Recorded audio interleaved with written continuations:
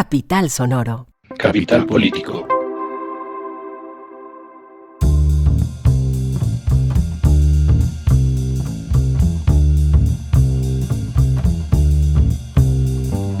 Capital Político es un podcast que semana tras semana, 2 veces a la semana, se ocupa de las noticias más importantes de Colombia, Bogotá y el mundo. Yo soy Santiago Rivas y tenemos un episodio que se va a partir en dos. Vamos a empezar hablando sobre ciertas cuestiones electorales, más sobre todo de cara a los debates y al debate público, las cosas que se están hablando y sobre todo las omisiones y carencias de lo que supone hasta ahora el debate en el camino a la alcaldía de Bogotá. Después vamos a darle el testigo a nuestro periodista Juan Pablo Conto, que va a hablar de dos temas muy importantes. Por un lado, la relación entre selva y conflicto, una serie de conexiones que nos dejan de cara a una pregunta que nos hemos hecho varias veces, y es la relación que existe entre la paz y la conexión ambiental. Y vamos a hablar sobre el ciberataque, porque el ciberataque del que está siendo víctima el proveedor de servicios de Internet IFX, que ha sido incapaz de proveer de seguridad a cientos de páginas, está causando estragos en el sistema judicial colombiano y también parece en los sistemas de servicios de salud. Mucha gente tiene secuestrados sus datos y pues este ataque criminal está generando, por supuesto, varias afectaciones y daños a la tranquilidad y al bienestar de la gente. Entonces de eso vamos a hablar el día de hoy. Vamos a empezar.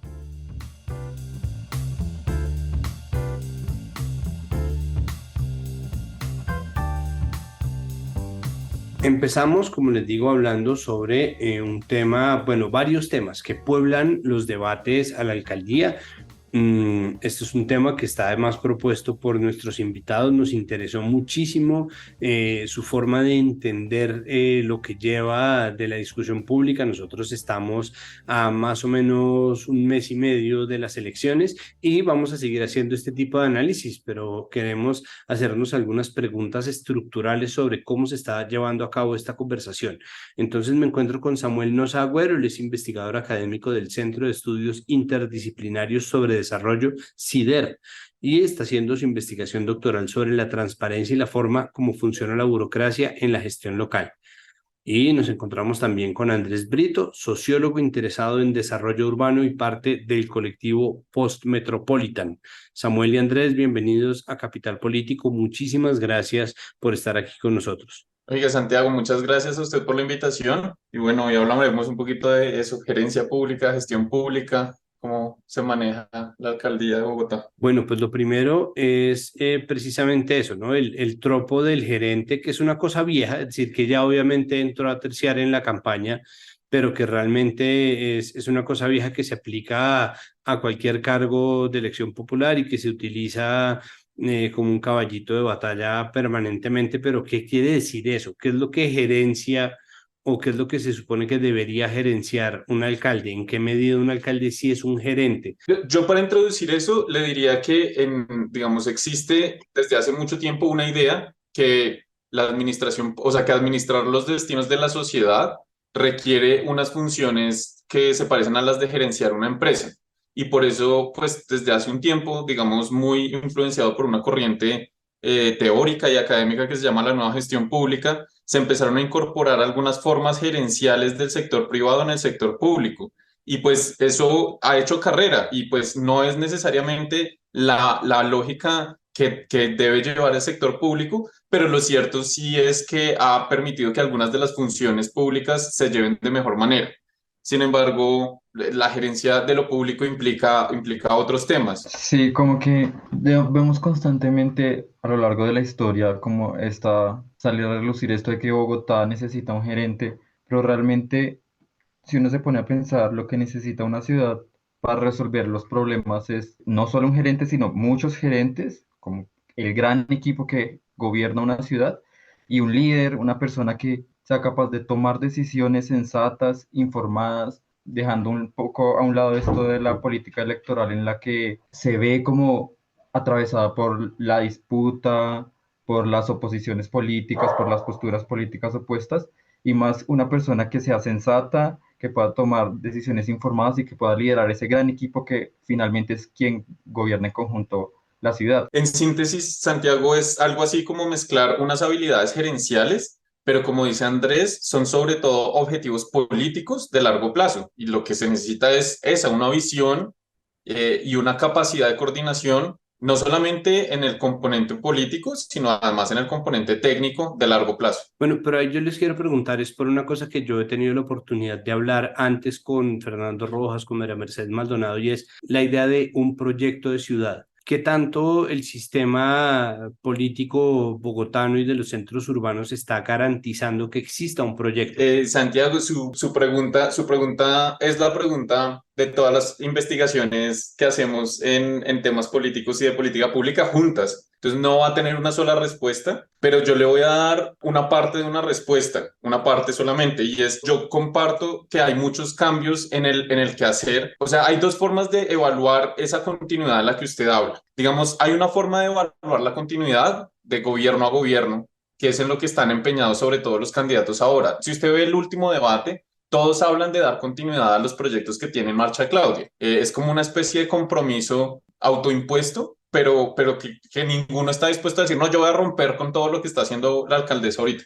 Pues Andrés, yo ahí quisiera preguntarle por una cosa que también me parece un tropo frecuente y es la idea de que el proyecto de ciudad para muchos está cifrado solamente en los números y las mediciones, exactamente en lo técnico, pero que muchas veces se desprecia lo social como si fuera una cosa simplemente ideológica y se desprecia lo ideológico como si fuera una carga inútil. Sin embargo, yo lo que estoy viendo es una elección en donde se está hablando de un montón de temas macro de país y muy poco sobre cosas bogotanas. Entonces, ¿cómo conciliar esa idea, la idea de poder utilizar lo político y lo ideológico para generar proyectos técnicos? Yo considero que tenemos como históricamente unas malas prácticas políticas que tanto a los candidatos no les permite ofrecernos como un buen servicio, como a los electores no nos permite escoger bien a quienes nos van, digamos, a prestar ese servicio público. Estamos muy acostumbrados a una política de la disputa, de los roles, de, sí, como de esa victoria electoral entre partidos, entre posturas políticas, y nos alejamos un poco de la política que está en eso, en función al servicio público, a los intereses de la ciudadanía, de construir futuro, de construir ciudad. Digamos, Bogotá es una ciudad con muchos problemas, pero con muchas potencialidades también. Y muchas veces se pierden esas malas prácticas políticas. Tendríamos que estar buscando un alcalde o una alcaldesa que nos ofrezca un equipo sólido, informado, que escuche a las personas, que sepa gestionar, digamos, todas las potencialidades y los recursos que tiene la ciudad para resolver las necesidades y para también obtener esos logros a futuro que necesita la ciudad.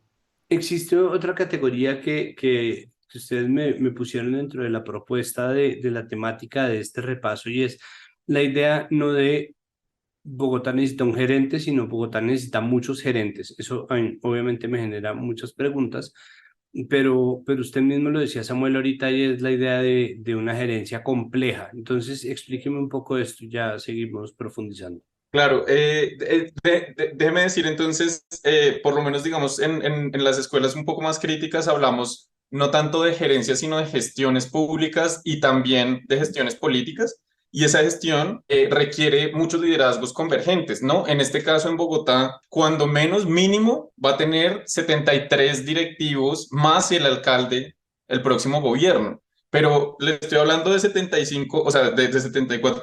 Bueno, de 70 y muchos, pero estoy hablando de 15 secretarías que son técnicas, estoy hablando de 32 entidades descentralizadas, de 20 localidades que tienen el segundo sistema de elección más complejo del país después del Ministerio Público, tiene 4 subredes de servicios públicos, una universidad, una EPS, una lotería. O sea, Bogotá, su administración pública es tan compleja, casi como la de un país, por la complejidad administrativa, no por las funciones que ocupa. No quiero saltarme los niveles administrativos, pero quiero decirle, imagínese usted necesita todos esos directivos del primer nivel y cuando vamos al segundo nivel, pues empieza a ver, por ejemplo, los subdirectores técnicos de integración social, que son personas que ocupan las localidades, son por lo menos 20, o por ejemplo, el director de la Filarmónica es un director técnico, en fin. Lo que quiero hablar es de una complejidad mucho más grande de lo que aparentemente podría ser una única figura de un único líder político. Y muchas veces ese discurso grandilocuente del político, ¿no? Del yo puedo todo y yo lo sé todo y yo hago todo, pues deja atrás estas otras partes de esa gestión. Y yo le preguntaría a usted, Santiago, y a sus oyentes, o sea, imagínese usted mañana es alcalde de Bogotá, Santiago, usted tiene 73 amigos a los que les pueda confiar que saquen adelante los proyectos de ciudad de los que usted se imagina, que sean competentes en las áreas en las que uno quisiera que la ciudad avanzara y que no lo vayan a meter a usted en problemas, no sé, por errores o porque tengan líos con la corrupción. Es muy difícil y eso es, a esa gerencia compleja, a esa gestión pública compleja, pues es a la que yo invito pues a reflexionar un poco más, ¿no? Es más difícil que decir yo voy a ser bueno y es yo tengo que liderar sobre cosas sobre las que no sé, con equipos muy complejos y muy grandes en el distrito. Ahí, Andrés, una cuestión que me surge es la idea de lo público y lo privado, porque claro, todo esto que estamos hablando es gerencia pública, pero al mismo tiempo Bogotá es una ciudad que tiene muchas de sus entidades privatizadas, ¿no? Ha sido una pelea garantizar que la ETB permanezca pública, que el acueducto permanezca público, pero digamos, el servicio de energía eléctrica ya lo prestan privado, el servicio de gas ya lo prestan privado, Transmilenio es un operador privado, Metro de Bogotá es una empresa que tiene concesiones y que tiene una naturaleza de vocación pública, pero que como empresa funciona como una entidad privada. Tembici, que son las bicicletas compartidas de Bogotá, no son públicas porque son compartidas o son compartidas porque no son públicas.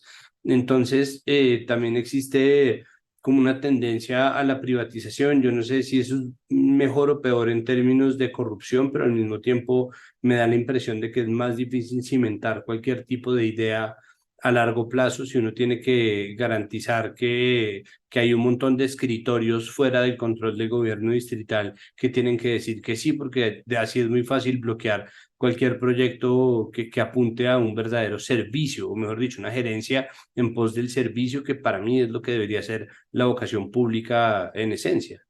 Siguiendo lo que estaba diciendo Samuel, esos son los grandes valores que necesitamos de un líder que tome las decisiones y que se ponga de acuerdo con esa complejidad de la ciudad que ahora como lo introduces ya no solo se trata de la parte pública del gobierno y la parte pública que influye en el destino de la ciudad, sino también como toda esta sección privada que también es determinante y con las que una persona que es alcalde tiene que estar de acuerdo y tiene que, de cierta manera, liderar para permitir el avance de la ciudad. Digamos, en esto también hay que tener muy claro el valor de el dinero público, como que hay esa gran diferencia entre gestionar recursos privados y gestionar recursos públicos que de alguna manera son sagrados, son de todos y tiene que estar como que existir ese respeto y sí, darle ese valor a lo público. Santiago, y déjeme agregar una cosa sobre esto que dice Andrés, y es que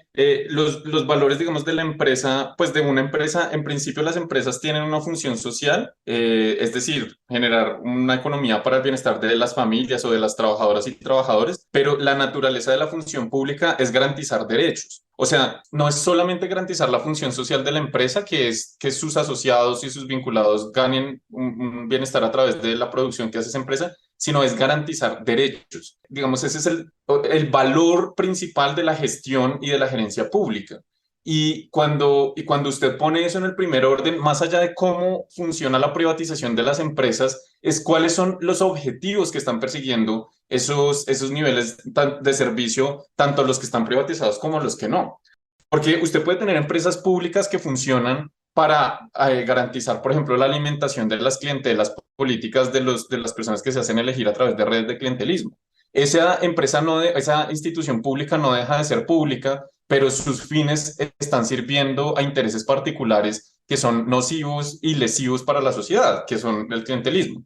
También usted puede tener empresas de economía mixta, como por ejemplo la empresa de energía de Bogotá, que funciona, como usted decía, con muchas acciones u operadores privados, pero su función es una función de hacer dinero para la ciudad, pero además de proveer un servicio público de calidad. Y por lo menos en Bogotá, si uno la compara con otras ciudades del país, el servicio de fluido de energía eléctrica es constante y en general es de buena calidad y tiene una cobertura casi total en la ciudad. Entonces uno podría decir que por lo menos su función social y, y lo que hace a través de eso de garantizar derechos medianamente se cumple, ¿sí? El tercer punto en nuestra agenda es el más extenso y es el de señalar los temas pendientes por resolver y discutir en los debates. Entonces me gustaría preguntarles brevemente cómo han visto hasta ahora los debates en la carrera hacia la alcaldía. Sí, déjeme arrancar diciendo que yo siento que si esto, o sea, si esto fuera una competencia por la innovación pública, todos estarían empatados y bastante atrás en el punto de partida. Creo que con pocas ideas un poco innovadoras, la mayoría de candidatos están, los que están, digamos, hablando de propuestas, porque hay un par que ni siquiera llegan a lanzarse allá, la verdad reproducen lo que ya hay, de alguna manera le cambian el nombre o innovan muy poco. Y bueno, yo creo que eso en buena medida lo que muestra en este punto del debate que hasta ahora está iniciando es que queda una carrera muy interesante por recorrer y que sobre todo se va a ver reflejado en grandes discusiones que la ciudad no ha terminado de resolver, como el debate de Sabana-región o de la integración regional y de cómo Bogotá, que es una ciudad que crece y que es muy fuerte económicamente, tiende también a ocupar los territorios ecosistémicos de los bordes y a sobrepasar con su dinámica económica y poblacional los límites de su administración, y eso implica necesariamente una gestión con los municipios de la región. Por otro lado, sobre los enfoques de desarrollo y el modelo de ocupación territorial, hay una pregunta muy importante que está pegada a eso, que tiene que ver con el cierre de brechas espaciales y de atención a las poblaciones que han sido históricamente marginalizadas. Bogotá hizo un avance muy grande con eso, pero en este momento yo creo que los temas de transporte y de conexión con las periferias de la ciudad está volviendo a generar aislamientos muy profundos, sobre todo, digamos, en la periferia de Ciudad Bolívar, en las zonas de borde occidental, tanto de Bosa como de Engativá y Suba. Y eso está generando otra vez, digamos, un aislamiento espacial que redunda, pues que se ve reflejado en los tiempos de desplazamiento, pero que redunda en brechas espaciales y en aislamiento urbano. Hay un problema que Bogotá no ha logrado atender, a pesar de que tiene ahora un POT que es mucho más proclive a alcanzar algunos objetivos de garantía de espacio público de calidad, pero nosotros tenemos mala gestión del espacio público. Bogotá prioriza su espacio público en vías para los carros no aportan mucho dinero a la ciudad, pero sí consumen un recurso muy importante que es el espacio y el dinero, por supuesto, para mantener ese espacio. Y tenemos una ciudad que no ha logrado recuperar su capa vegetal y la hemos perdido mucho, y con la pérdida vegetal, pues si no hay árboles, no hay pájaros, no hay cucarrones, no hay fauna pues de la que correspondería con esta zona y que es muy importante recuperar. Y finalmente, en relación con eso, la gestión de la movilidad. La ciudad, Bogotá, se mueve hoy principalmente en tres medios de transporte que son a pie, es el más importante. En segundo lugar, el transporte público masivo, es decir, Transmilenio y los buses. Y en tercer lugar, pues ya digamos como los particulares. Y el asunto es que los particulares ocupan la mayor parte del espacio público de la ciudad y además aportan muy poco en la economía y son digamos, los grandes promotores de indicadores negativos como contaminación del aire o siniestralidad vial. Ahí claramente se nota un sesgo mío o una preferencia mía por los medios de transporte sostenible, sobre todo porque hacia allá es el acuerdo global y hacia allá va el planeta. Todos y todos nos estamos moviendo hacia medios más sostenibles, pero eso implica también tomar una decisión definitiva sobre qué vamos a hacer con los particulares, en especial motos y carros. ¿Qué propondrían ustedes siguiendo ese otro gran lugar común que es como, pero propongan? Entonces, ¿qué proponen de cara a los debates por venir? Nos queda un mes y medio de más y más discusiones acerca del futuro de la ciudad. ¿Qué valdría la pena que nosotros, que estamos haciendo no solamente opinión y análisis, sino también que estamos como medios de comunicación diseñando debates? ¿Qué nos proponen? Por dónde empezar a cambiar la forma en que estamos discutiendo la ciudad? Yo quiero arrancar respondiéndole con la memoria que me trae un profesor mío y exalcalde de Bogotá, que es Paul Bromberg, cuando Paul nos enseñaba de temas de gestión pública, él decía, un alcalde alcanza a hacer dos o tres cosas en su gobierno. Y yo solamente entendí eso cuando me tocó manejar plata y estar en la gestión pública, y es, usted solamente va a alcanzar a hacer dos o tres cosas durante el periodo que esté. Si su periodo dura 3 años, pues va a alcanzar a hacer tres cosas, si dura 2 años, alcanzará a hacer dos. Entonces, lo que quiero decir con eso es, yo creo que las y los candidatos tienen la oportunidad de sacar su proyecto estrella ahora. Claudia hizo una innovación muy interesante en el sistema de cuidado y esa fue su bandera. Y eso es lo que el legado que le va a dejar a la ciudad. Peñalosa hizo una innovación en los sistemas de transporte de la ciudad y ese es el legado que le ha dejado a la ciudad. Gustavo hizo una propuesta de gestión relacionada, digamos, con la ocupación del espacio en la MEPOD. Mucho de la MEPOD queda incorporado hoy al POD y además hizo una propuesta sobre la gestión social o de los programas sociales que ha sido su legado y así podríamos ver cada uno de los alcaldes que han estado, han dejado un legado a la ciudad. Entonces, para los que están hoy discutiendo, podrían preguntarle cuál es el legado que le van a dejar a la ciudad, cuál es ese proyecto. Y además de hablar de ese proyecto, yo diría una cosa, Santiago, y es que la innovación pública es posible, pero la innovación requiere mucha destreza, mucha astucia, mucha técnica y además mucho manejo político. Y en eso usted va a ver que cuando una persona hace propuestas que son astutas y técnicamente sólidas, tendrá entonces luego que vérselas con los políticos. Y ahí es donde empieza a haber una diferencia y es cómo maneja usted a la clase política bogotana, cómo maneja usted el consejo. No sé, hay unos que tendrán preferencia por hacer la gestión tradicional, que implica repartir puestos y conseguir favores, otros harán apuestas más innovadoras como, no sé, las coaliciones de gobierno o fórmulas que no impliquen necesariamente negociar a partir de puestos, sino a partir de visiones de ciudad, pero ese manejo va a ser estratégico. Yo creo que en algún punto una de estas dos partes de, de las elecciones y la toma de decisiones, que son los electores y los políticos, va a tener que dar un paso adelante y o los políticos se alejan un poco de solo lo que yo decía de la política de la disputa, de las contiendas políticas y que en eso se base su discurso, o los y las electoras nos ponemos en la posición de exigirles y de no dejarnos, digamos, llevar por esa efervescencia de la victoria y las tensiones políticas sino que nos concentramos en cuál es el recorrido que tiene la ciudad, las anteriores alcaldías, hasta dónde nos han permitido llegar, hasta dónde nos han llegado, hasta dónde nos han llevado, cuáles son esos proyectos abanderados que se han construido y construir desde ahí una visión de ciudad empática con las personas, que escuche a los ciudadanos y las ciudadanas y que eso sea lo más importante, que lo más importante en las elecciones no sea a quién le voy a ganar o qué proyecto se va a imponer, sino el bienestar público. Es lo que yo considero que hay que exigirle a los políticos ahorita. Perfecto, pues Samuel y Andrés, les agradezco muchísimo que hayan estado con nosotros en Capital Político. Creo que esta es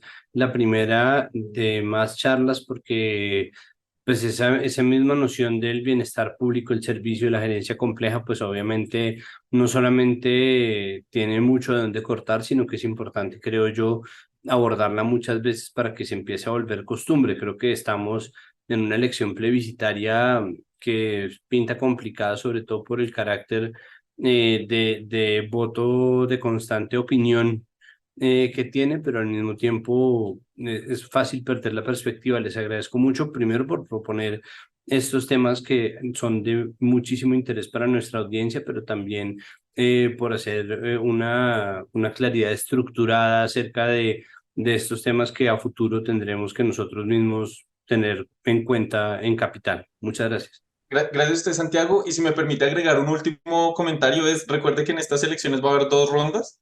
Es la primera que va a tener esa oportunidad y seguramente para que se alcancen las mayorías en la segunda tendrán que hacer ciertos niveles de coalición. Eso implica que hacia la segunda vuelta estaremos viendo a florecer los proyectos de ciudad, las tensiones, las coaliciones y además pues esos debates de cómo se va a gobernar. Creo que ese debate va a estar un poquito pospuesto por ese cambio y bueno, también le va a dar mucha más posibilidad de juego, como ya lo hablaron antes en los programas de Capital Político, a los partidos tradicionales, así que vamos a ver qué resulta de esta extraña elección. Y gracias a usted por invitarnos. Sí, gracias Santiago por el espacio. Listo, muchísimas gracias. Bueno, nosotros continuamos y aquí le entregamos el testigo a nuestro periodista Juan Pablo Conto. Adelante, Juan Pablo. Profe, tú también haces parte del bullying, quizás cuando no haces nada frente a un apodo. O no creas espacios para que hablemos y enfrentemos el bullying sin que nos juzguen. Porque muchas veces el bullying lo podemos detener si lo hablamos. Amix, date cuenta. Eso también es bullying. Digamos no más bullying en Eureka, tu canal. Bueno, vamos con un tema que siempre está en agenda o que siempre debería estar en agenda, la deforestación. Hace un par de meses, un poco más de un par de meses, en realidad la ministra de Ambiente y Desarrollo Sostenible, Susana Muhammad, señaló que la deforestación en la Amazonía colombiana cayó un 25% en el año 2022 en comparación con el año 2021. Según las cifras preliminares de deforestación reportadas por el Sistema de Monitoreo de Bosques y Carbono del Instituto de Hidrología, Meteorología y Estudios Ambientales, IDEAM. Pero este es un problema estructural profundo ligado a dinámicas de ocupación, de integración, de presencia de grupos armados, de uso de la tierra o de la propiedad de la tierra, de economías ilegales y un largo, etcétera. Históricamente, la Amazonía concentra el 65% de la forestación del país en 4 departamentos: Guaviare, Meta, Caquetá, Putumayo. Y en este episodio queremos poner este tema sobre la mesa una vez más y queremos hacerlo en esta ocasión de la mano de Javier Revelo y Sebastián Cotes del Grupo de Selva y Conflicto de la Universidad del Rosario. Javier es el codirector de este grupo y Sebastián es investigador de este grupo. Javier y Sebastián, bienvenidos a Capital Político, ¿cómo están? Muchas gracias por la invitación, Juan Pablo. Hola Juan Pablo, muy feliz de estar acá, fan y podcast escucha habitual de este espacio. Bueno, buenísimo. Arranquemos primero, cuéntenme, si quiere Javier, ¿qué es el grupo de Selva y Conflicto? Denos un poquito de contexto pues, de cómo se forma, con qué objetivos y cuál es el trabajo que han realizado a la fecha. Vale, a ver, el grupo Selva y Conflicto es un grupo de trabajo afiliado a la Facultad de Estudios Internacionales Políticos y Urbanos de la Universidad del Rosario. Tiene una vida de cerca de 2 años, ¿cierto? Y se origina un poco en diálogos informales que tuvimos hace 2 años con el profesor Simón Uribe Martínez, con quien, pues digamos, codirigimos el grupo.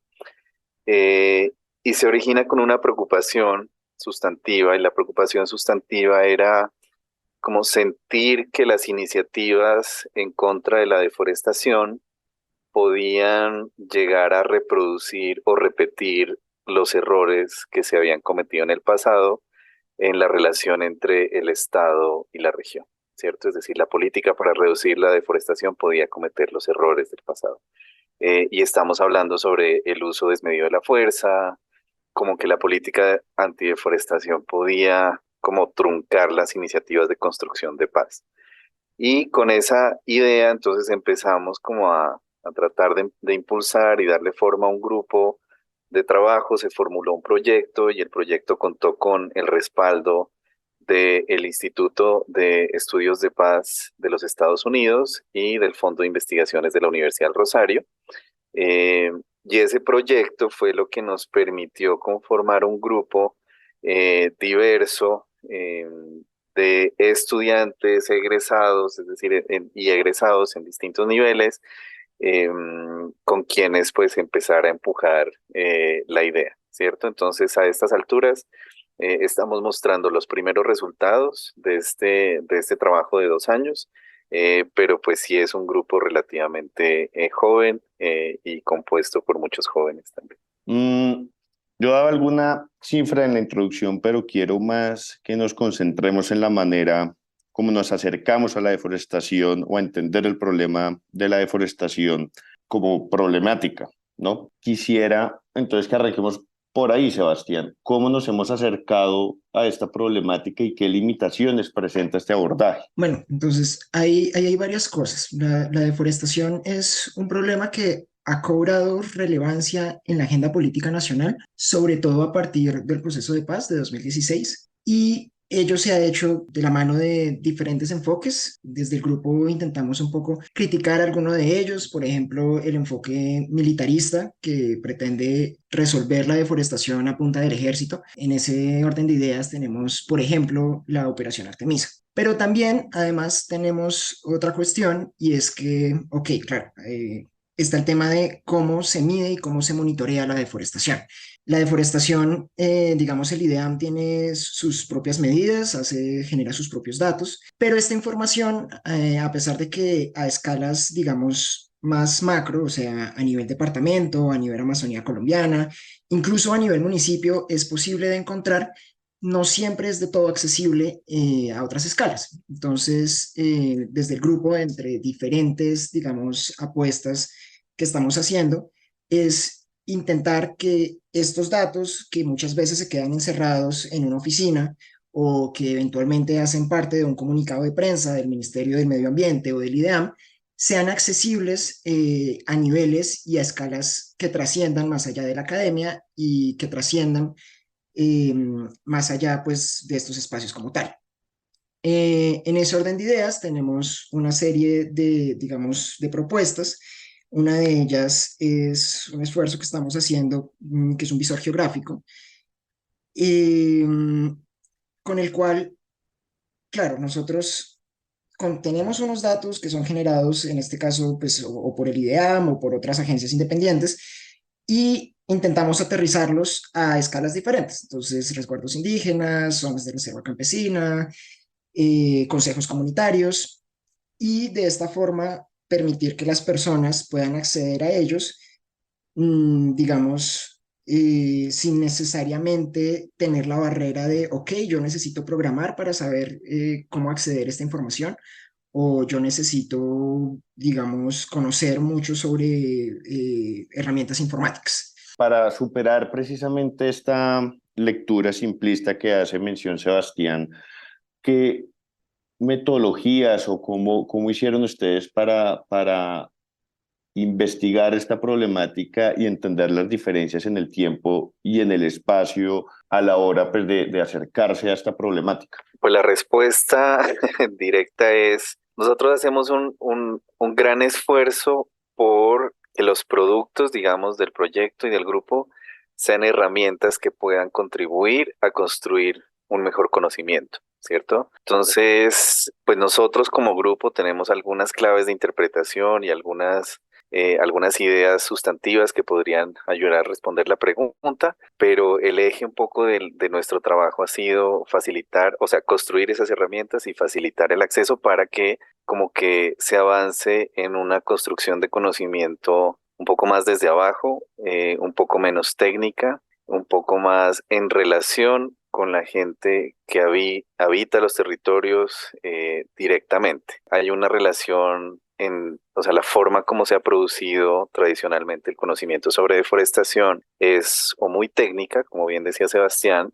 o también muy desligada de las esperanzas, valores, intereses, necesidades de la gente que habita en las regiones. Nosotros habíamos tenido la oportunidad de como acercarnos al fenómeno en la región, sabíamos la complejidad de todo esto y como que dijimos, bueno, ¿qué podemos hacer desde la universidad, desde la academia para ayudar a facilitar una producción de conocimiento diferente? Y eso es lo que le da como sentido un poco a las herramientas que bien presenta Sebastián. Una es una como de eliminar barreras de acceso a los sistemas de información geográfica que generalmente maneja el Estado. Y la otra es una caja que llamamos retratos del territorio. Se ve como un juego de mesa, no es un juego de mesa, pero es una herramienta interactiva que lo que busca es facilitar que la gente converse sobre conflictos territoriales. Y es de esa conversación que, digamos que la caja busca facilitar,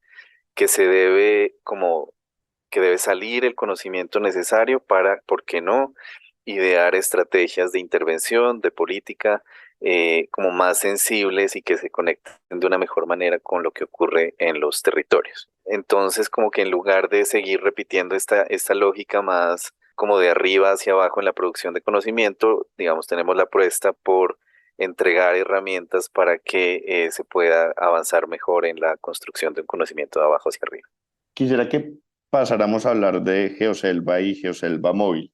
¿De qué se trata esta herramienta que crearon, Javier? Nosotros no somos productores de la información. Usamos información que produce otras entidades, la transformamos y creamos una herramienta de visualización cuya finalidad es facilitar el acceso a la información. Y esto es importante porque como que mucha de la información que produce el mismo Estado, por ejemplo, es una información poco transparente, opaca, difícil de acceder en muchos sentidos, ¿no?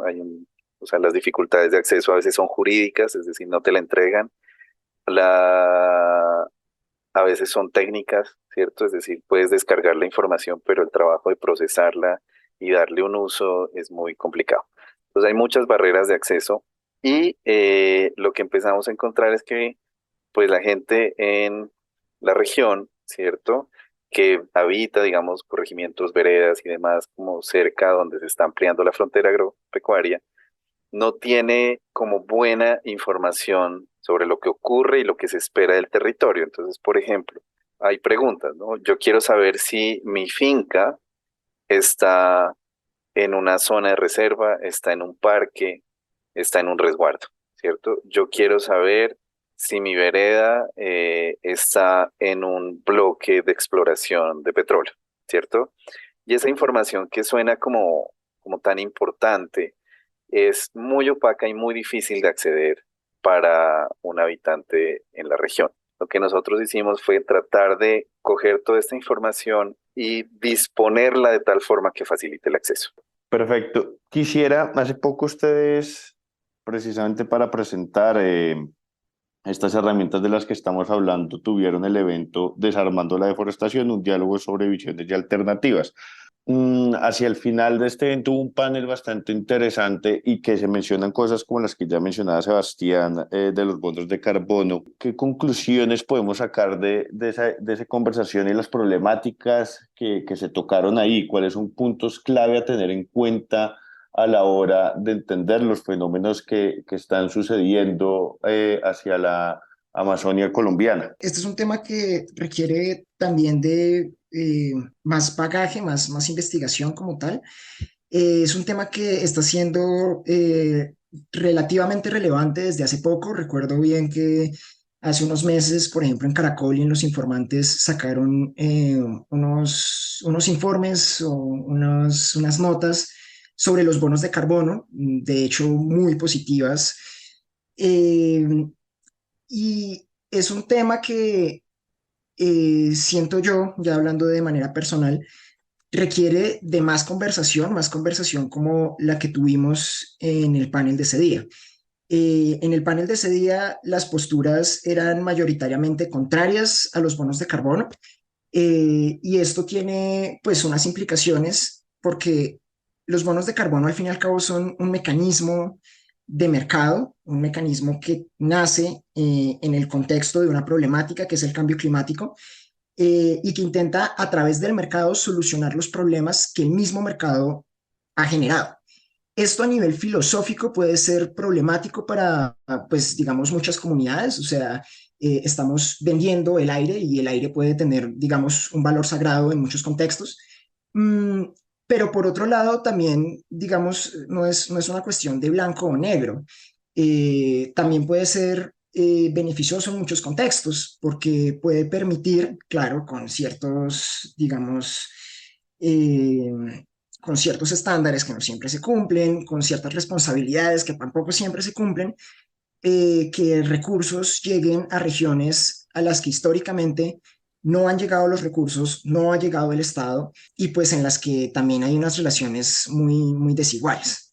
Perfecto, pues yo creo que la invitación entonces es acercarse a estas herramientas de las que estamos conversando hoy, también acercarse incluso en YouTube pueden encontrar el video que en verdad tiene, pues, tuvo unos panelistas y unas conversaciones muy interesantes, repito, Desarmando la Deforestación, un diálogo sobre visiones y alternativas. Pues, es un panel largo, pero estaremos pues haciendo seguimiento a lo que suceda con estas herramientas, a reflexiones que puedan suscitar a futuro y al problema de la deforestación como tal. Síganos en nuestras redes sociales, @selvaconflicto, en Twitter y en Instagram, y allí podrán encontrar nuestras diferentes herramientas, nuestro trabajo, lo que hemos estado realizando, nuestras experiencias. Si les interesa un poco curiosear cómo funcionan estas herramientas de las que hemos hablado, por ejemplo, en el caso de Geoselva, ya está abierto al público, la pueden usar, pueden cacharrearla y nos interesa que lo hagan porque justamente ese es el espíritu de la herramienta. Muchas gracias, Juan Pablo, por este espacio y nada, muy contentos de estar acá. Sí, me sumo al agradecimiento. Muchas gracias por la invitación y bueno, hasta una próxima ocasión.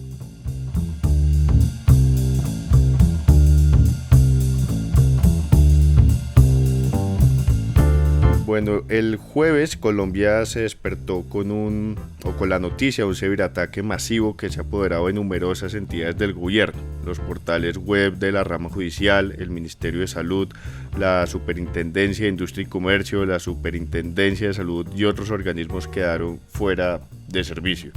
El problema aparentemente es grave y complejo, pues ni el alto consejero presidencial para la transformación digital, Saúl Catán, ha dado como un balance claro de la situación y en una entrevista telefónica con El País sostuvo que la información de millones de personas está en manos de delincuentes en este momento. Queremos intentar entender lo que pudo haber sucedido, las posibles acciones y consecuencias, y para eso estamos con Pilar Sáenz, coordinadora del Laboratorio de Seguridad Digital y Privacidad Keylab de la Fundación Carisma, una organización de la sociedad civil que trabaja en la promoción de los derechos humanos en el mundo digital. Sáenz es física de la Universidad Nacional de Colombia, entusiasta del software libre, de tecnologías abiertas y la cultura libre. Pilar, bienvenida a Capital Político, muchas gracias por aceptar la invitación. Juan Pablo, muchas gracias a ustedes por abrir los micrófonos para hablar de estos temas. Bueno, Pilar, ¿qué fue lo que pasó? Quisiera que nos ayude como a entender el panorama realmente de que, pues con la información que tenemos, intentar reconstruir el panorama de lo que ha sucedido. Realmente el panorama todavía no es completo, o sea, como decir exactamente qué pasó no es posible, creo que para ninguno en este momento, salvo para los que hicieron el ataque, pero básicamente lo que sucedió es que un prestador de servicios que es IF Networks sufrió este ciberataque. Es un ataque de ransomware hasta donde se ha podido establecer, que afectó a todos los servicios o a una parte o una porción de servicios que ellos le ofrecen a terceros. Entonces acá toca empezar a pensar en lo que implica un proveedor de servicios y los servicios que provee. El ataque no fue, y eso creo que es algo que es importante decirlo muy fuertemente, el ataque no fue contra el gobierno de Colombia o contra las instituciones del gobierno de Colombia o con el afán de atacar a la institución, no. El ataque realmente fue a este proveedor, que es IF Networks. IFX, lo que ellos proveen son servicios en la nube y servicios de infraestructura de interconexión para las instituciones. Entonces, esto es, sí, qué sé yo, la Superintendencia de Industria y Comercio tiene su página web. Esa página web está alojada en algún servidor. Eso quiere decir que toda la información de esa página está en alguna parte. Esa alguna parte es el computador de alguien más, en este caso el computador de IFX. En el momento en el que se hace ese ataque sobre IFX, los criminales toman el control de la información que está ahí, la cifran, que es el mecanismo que generalmente utiliza este tipo de ataque, es volver inaccesible la información que está en estos servidores y piden rescate por esa información. Eso es un ataque de ransomware tradicional. Obviamente, como IFX es una empresa muy grande, en el momento en el que entran a la infraestructura de ellos y hacen este ataque, pues los que se ven afectados son todas las instituciones y organizaciones y empresas a las cuales ellos les proveen servicios. Tranquilamente pueden ser 700 empresas en problemas ahorita o 700 servicios en problema ahorita debido a este ataque. Entonces, si es un ataque gigante, no es un ataque que se haya hecho exclusivamente contra Colombia ni exclusivamente contra el gobierno de Colombia, es al proveedor. La afectación sí es enorme. Todavía no sabemos plenamente la magnitud em, del ataque en sí mismo, porque no hay declaraciones oficiales por parte de la compañía diciendo como el estado en este momento es que perdimos tanta información o podemos recuperar tanto. O sea, eso todavía no se sabe, eso es algo que va en camino, pero sí es un ataque de los más serios, yo creo que hemos visto en los últimos años, porque obviamente al atacar a un proveedor que da servicios a terceros, muchísimos son los afectados.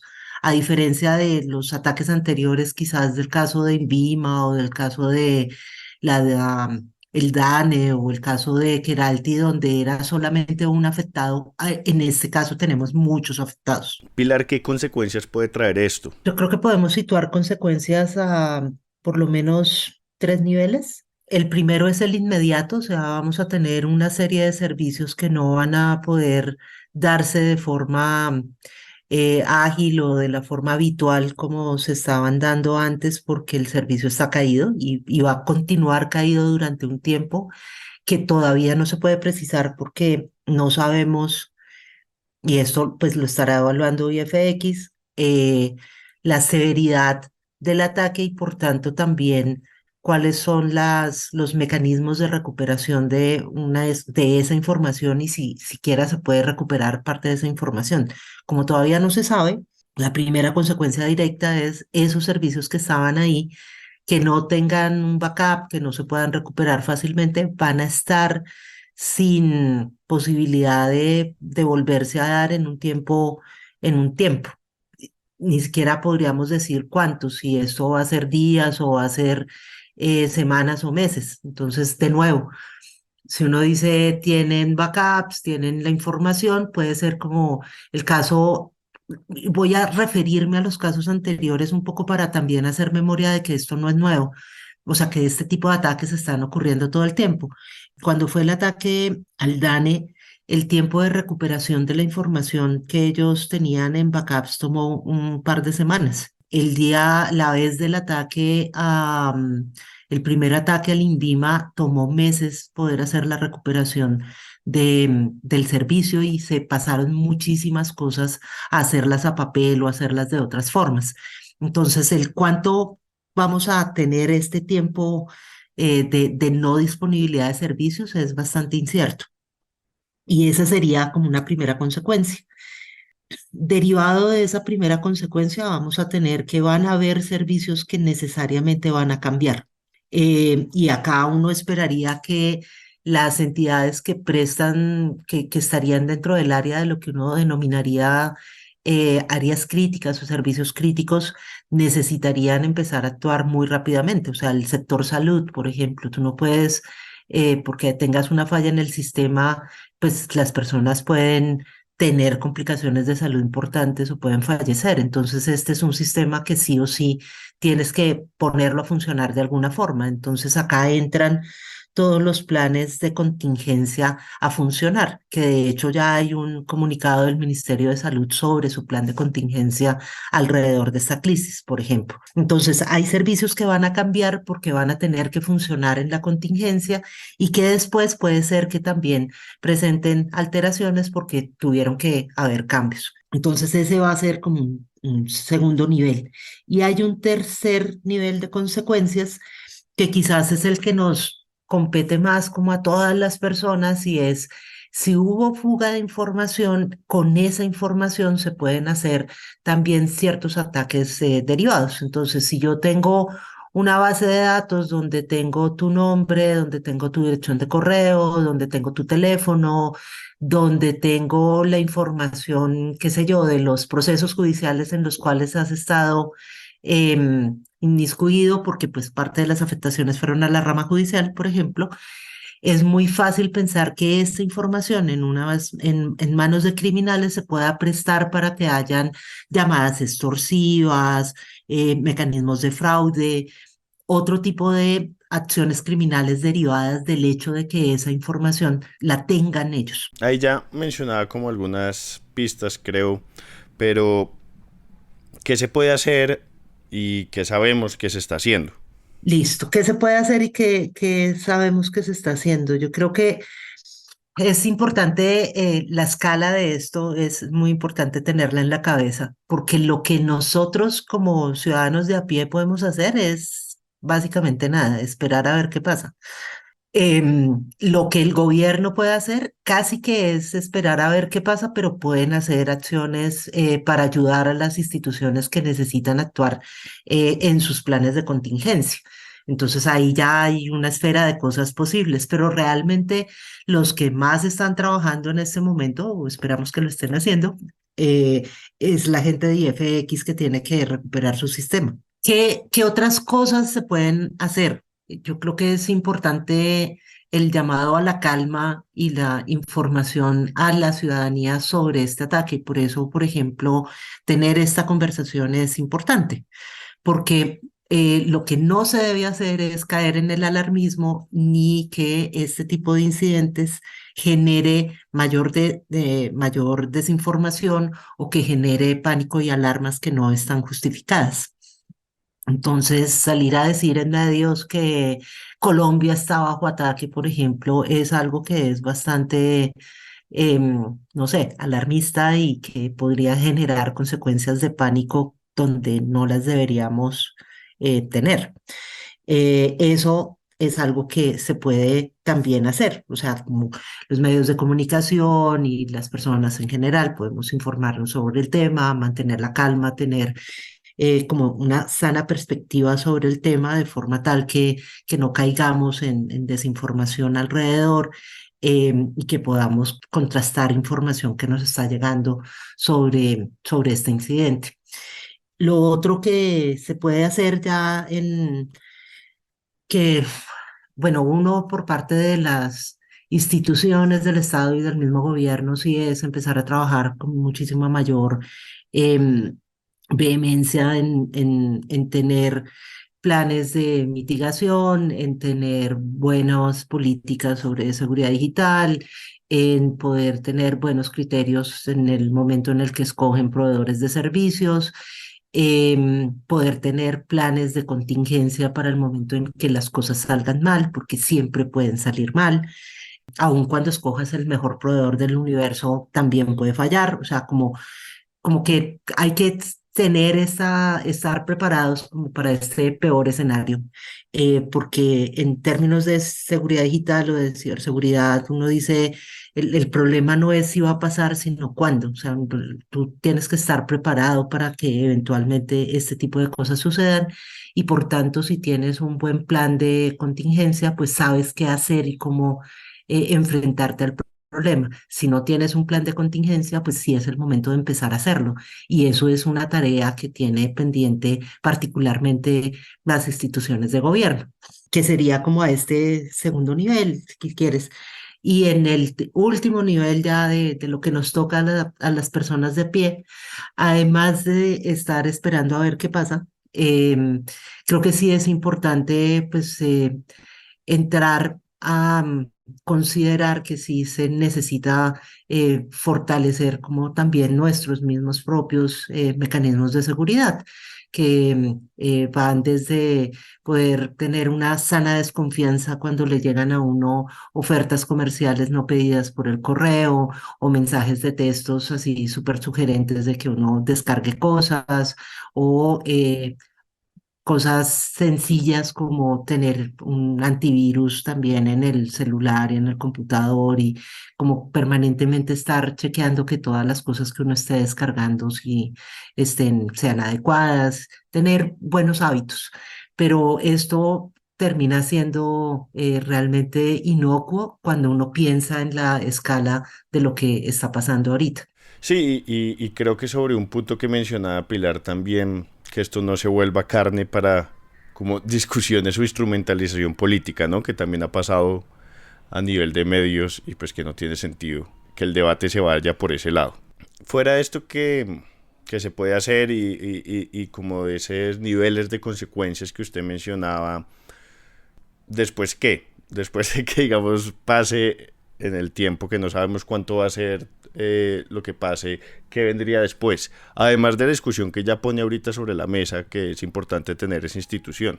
Yo creo que el después va determinado por entender realmente qué fue lo que pasó y a partir de eso poder tomar acciones para que no vuelva a pasar en el futuro.